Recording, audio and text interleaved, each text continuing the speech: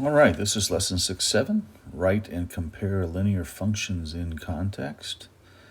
So I can write a linear function to describe any given situation. I can interpret and compare two linear functions that describe a given situation. And I can write and apply inequalities in real world situations. So a little bit like lesson 6-5 was. Okay, you're going to see a little bit of that interpretation. Actually, not 6-5, 6-6, probably the one we just did. You're going to find the same types of questions on here. So, example 1, Elizabeth is deciding between two parking garages. Garage A charges an initial fee of $5 to park plus $3 per hour. What do those two numbers sound like to you? Does that sound like anything we've been working with? I sure hope so. Initial fee is just the B value, and then this $3 per hour is the slope. And so garage B charges an initial fee of $9. Well, there's a B to park plus $2 per hour. That's a rate, that's slope. Let A be the amount for garage A to charge for T hours, and then let B represent the amount for garage B for T hours. Write an equation for each situation, and then determine which would be cheaper if she needs to park for 9 hours. Well, let's work on the equations first, and then we'll see what we do with the 9 hours, okay? So for garage A, we know if we're going to use y equal mx plus b form, I kind of tend to like to say b plus mx on these because that's the order we see them in most problems. You know, the initial fee is 5, and then you start adding $3 for every hour, which is 3t. They want us to use t for hours, okay? And then for garage B, your price starts at 2. Nope, sorry. Your price starts at 9, and then you add $2 every hour. So again, when we talk about those numbers, it's, you know, the initial fee is always that fee you pay just one time. So the beginning value is just a one-time deal, right? But then it's the slope, the one with rate of change that you're going to pay multiple times. I don't know how many times I'm going to pay $2, okay? But it's got to be 2 times the number of hours. And so they've given us now a number of hours, 9 hours. So let's calculate for A what the cost would be. 5 plus 3 times 9 hours is 27 and 5, $32. And then for B, it's 9 plus 2 times 9, which is 18 plus 9, which is $27. So is it garage B or garage A that's cheaper? Well, garage B is cheaper. By how much? So you don't want to say is $27 cheaper, right?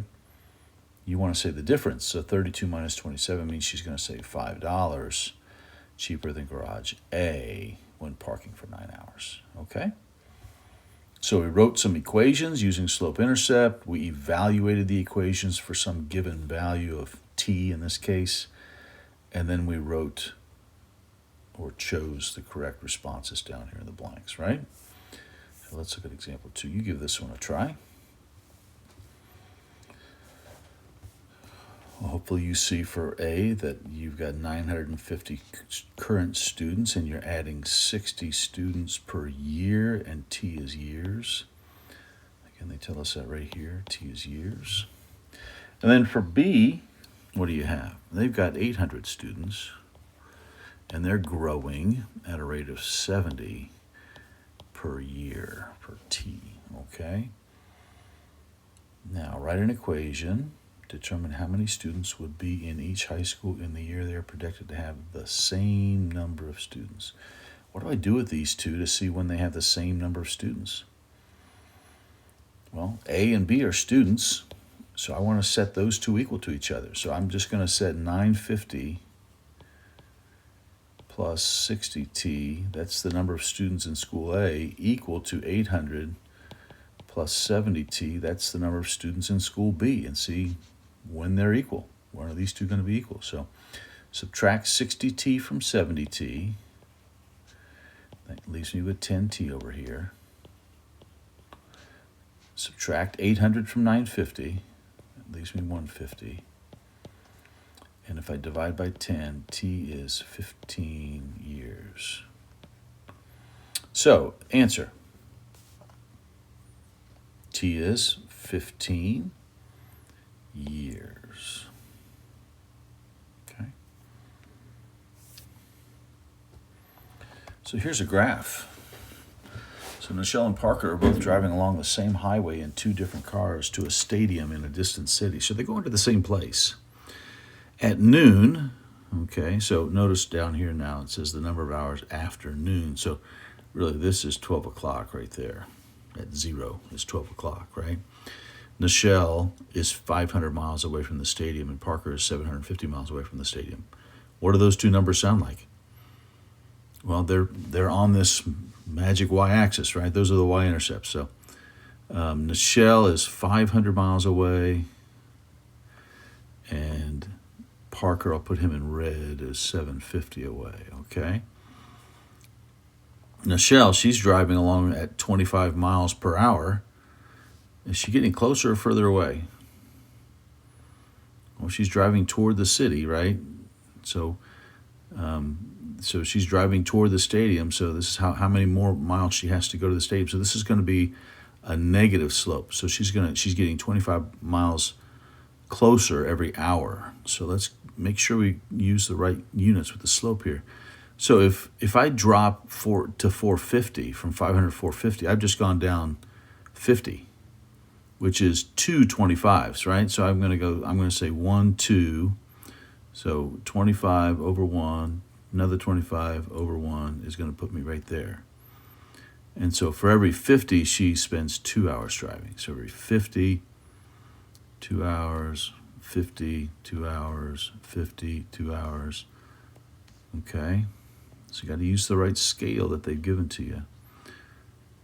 So, and there she's finally at the stadium. So,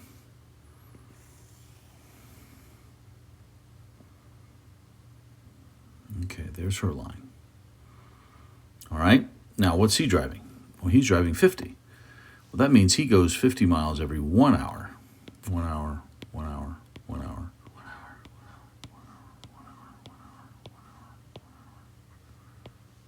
I'm just going to go all the way down. And then there's his line. Okay. Okay. Graph each function and determine the interval of hours for which Nichelle is closer to the stadium than Parker. So how long is, basically they're saying, for how many hours is Nichelle closer than Parker? Well, if you look right here, this is Nichelle's distance from the stadium, 500, all the way down to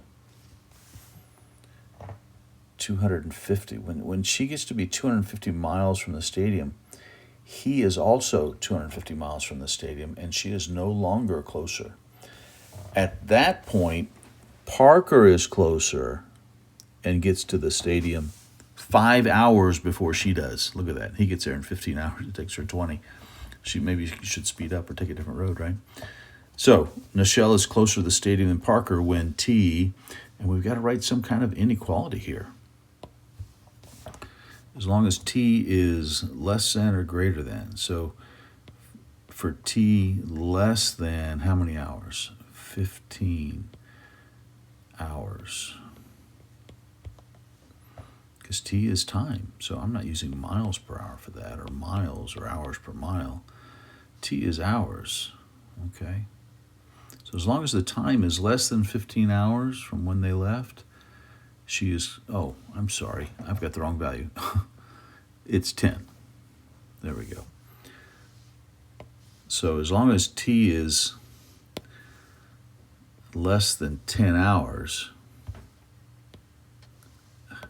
keep switching back, there we go, she's closer, all right? Because at 10 hours, they're the same distance. And that's why there's no equal to bar. You couldn't say she's closer if they're exactly the same distance away, right? So it's just T less than 10, all right? You give this one a try. It's fairly similar.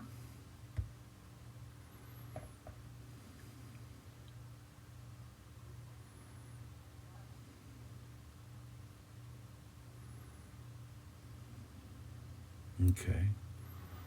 It's very much the same. Okay. The only thing that's different is the final question. Determine the number of hours when Gabriella and Ian are at the same distance from the stadium. So, Gabriella, we're going to let her be blue. She's 550 miles from the stadium. And Ian, he's 950 miles away from the stadium. Gabriella, she's driving at that same 25 as before. So, notice these change in the vertical direction by 50. So, if I drop 50, that's really 2 hours for Gabriella because she's only going 25. So I'm going to trace this one out here and put all those dots on just like I did on the previous question because it's going to help me. Okay, so there's Gabriella's line. And that continues down because we didn't quite make it to the end, did we? Okay.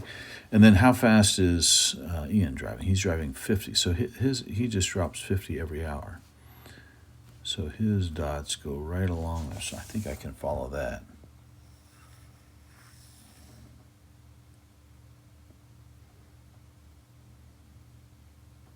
There we go. So it looks like he gets there in 19 hours. I don't know about her. But after how many hours are they the same distance away? Well, and that's right here. So at 16 hours, they're both 150 miles away. So at 16 hours, okay, away from the stadium, okay? Example 3. Anthony owns a food truck that sells tacos and burritos. He only has enough ingredients to make 85 tacos or burritos. Write an inequality that could be used to represent the possible values for the number of tacos T and the number of burritos B that would satisfy the constraints. So what that's saying is tacos plus burritos. He can either sell tacos or burritos, and the number that he sells has to be what? He only has enough ingredients to make 85 tacos or burritos. So can he make 85? Can he make more than 85? Or can he make less than 85? Well, what this is saying is he can make 85 or less than 85 tacos and burritos, okay? So that's his equation. So if he sells 45 burritos, what's the largest number of tacos he could sell? Well, let's put 45 in here for burritos and solve by subtracting 45, and he can only make 40 or less tacos. It says what's the largest number he can make? He can make 40. 40 tacos. Okay? Hannah owns a food truck that sells tacos and burritos, and she sells each taco for $3.75 and each burrito for $7.75. Hannah must sell no less than $430 worth of tacos and burritos each day. Write an inequality that could represent the possible values for the number of tacos sold, T, and the number of burritos sold, B. So in this case, this is really using standard form to write an equation. And in fact, we used it over here. We just said that x plus y equals a constant. That's basically standard form looks like this. So a times x plus b times y equals c, where a and b are it's some value of that corresponds to one of the units in the problem. So in this case, a is tacos and b is burritos, and c is the number of them, right? And so x and y are the number of tacos and burritos in this case, and it has to be less than or equal to some given value, some total, okay? So this is always a total of some kind over here. All right, so in this problem, we've got A is some value. A is the value of a burrito. So if you take 375 times the number of burritos she makes, that would be the cost or the amount of money she would make. This is how much she makes off of burritos. So $3.75 for every burrito. Plus she makes $7.75. Oh, I put the wrong variable on there. I'm sorry. This is tacos. She sells tacos for $3.75. She sells burritos for $7.75. So this is how much she makes from taco sales. Plus, she makes this much from burrito sales. And she needs this total, which we're adding them together, to be no less than $4.30. So can it be $4.30? Yeah, I think it can be $4.30. Can it be $4.29? No. Can it be more than $4.30, like $4.31? Yeah, so the inequality symbol we're using here is this has to be greater than or equal to. What I make has to be greater than or equal to this benchmark of $4.30, okay? All right, so if she sells 50 burritos, well, what are we going to do? Let's throw 50 in there for burritos. 375T plus 775 times 50. Is that greater than or equal to 430? So we got to sell a certain number of tacos to be greater than that. So I'm going to get 775 times 50. That's 387. 50, and that's 375T. And then I'm going to subtract 430, or excuse me, subtract 387 from 50 from 430.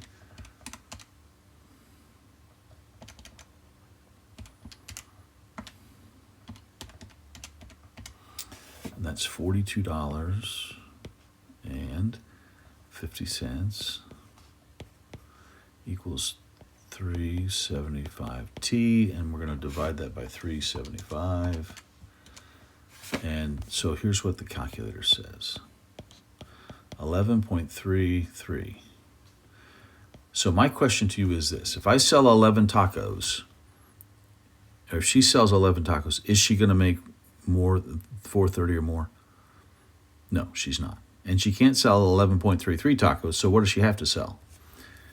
She has to sell at least 12. So she's got to sell 12 or more tacos, okay, to make her $430, okay? Because 11.33 tacos wasn't enough, okay? She had to go just a little bit more than that. Well, you can't make 0.33 tacos. You got to make either 11 or make 12, right? Well, 11's not going to cut it, but 12 does, okay? Try this one. This one's sneaky because that standard form, that AX plus BY, so, it's A times P plus B times N. So, what's the value of a penny and what's the value of a nickel? You got to kind of bring those along. So pennies are just worth 1 cent plus 5 in nickels. And then there's the other trick is I just put these in terms of cents, 1 cent and 5 cents. So $1 is how many cents? Well, it's 100 cents. I have to make sure I use the same symbol. Use the same unit of measure there. So I'm turning $1 into 100 cents. Now you could certainly write this equation as well, 0.01. So that's at $0.01 times P plus $0.05 times N equals $1. But who wants to work with decimals, right? So let's just do this over here, and there's our equation. It says no less than $1. So can it be 99 cents? No, because 99 is less than. Can it be $1.01? Yeah, that's better. $1.01 is no less than $1. So we need to have a greater than or equal to here on this one. So the amount of money in his pocket is no less than $1. So it could be $1, or it could be more than $1, but it can't be less. All right. So if he's got 42 pennies, what's the least number of nickels he could have? So I'm going to put 42 in there for P. No sense in putting the 1 because 1 times 42 is just 42. Plus 5N is greater than or equal to 100. I'm going to subtract 42. And that's going to give me 58. And I'm going to divide by 5. And N is going to be greater than or equal to 1.6. Well, can you have 11.6 nickels? Now, 11.6 nickels gets me right to 100 cents, $1 or 100 cents. So I'm going to need at least 12. You can't have 11 in your pocket because that won't be enough money, but 12 works. Okay. All right, so you guys look at Delta Math and then that worksheet that I posted for you.